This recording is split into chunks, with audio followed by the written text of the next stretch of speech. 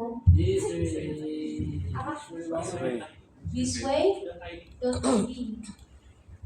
Jadi menjawab pertanyaan mengapa ingin hamil lagi, karena ingin punya bayi yang sionya naga ya. Awalnya tuh harapan kita berdua gitu.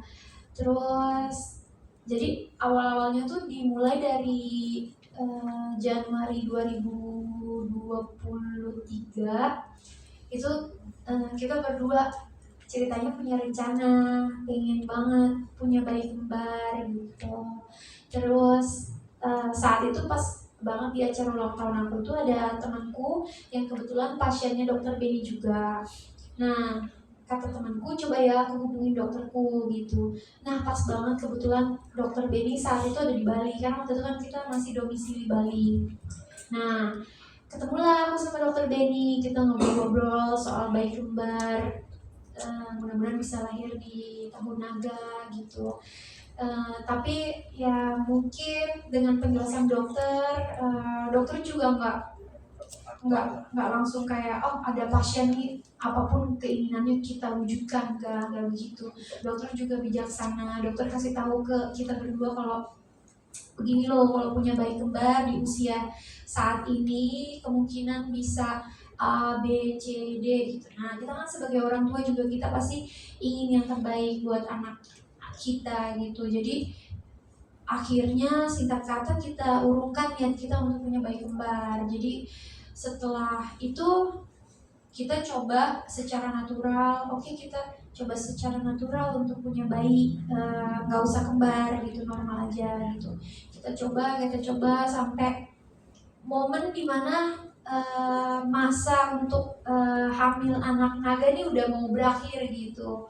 Jadi saat itu kita berpikir, wah ini kita apakah kita memang jodoh untuk punya anak IVF dari dokter Benny ya, karena kita udah coba berusaha tapi memang belum dapat. Akhirnya kita berdua hubungin lagi dokter Benny, kita konsultasi lagi, kita tanya dok, cita-cita kita pengen punya anak naga masih ada gitu, tapi mungkin nggak perlu kembar gitu, cukup satu anak gitu. Gimana dok, apa kita bisa masih cukup nggak nih dok untuk HPL di tahun naga ini?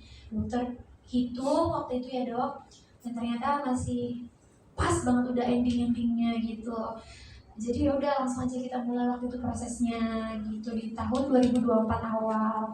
Dan ya udah sampai hari ini prosesnya berjalan lancar dan sudah hamil gitu. Tadi pertanyaan program bayi tabung ini ada batas usianya gitu nggak sih kalau untuk wanita, mengingatkan semakin tua itu kan ada semakin faktor yang besar atau untuk tidak ada batas usia. Jadi bayi tabung itu ada dua indikasi. Kenapa kok pasangan itu melakukan bayi tabung?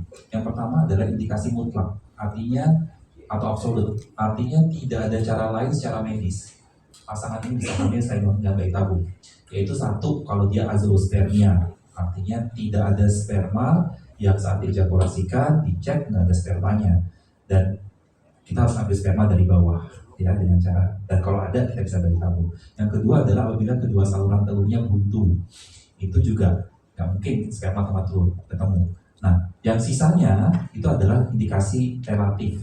Yang pertama, contoh pada Jessica sama Vincent pada usia 35 ingin punya baby lagi, resikonya sudah mulai tinggi di atas 35, dan juga kebetulan ingin mengejar waktu yang tinggal pendek untuk baby dragon. Ini adalah indikasi yang bagus. Dan lagi karena kita sudah punya PGDA tadi, kita bisa mencegah itu. Batasan usia nggak ada.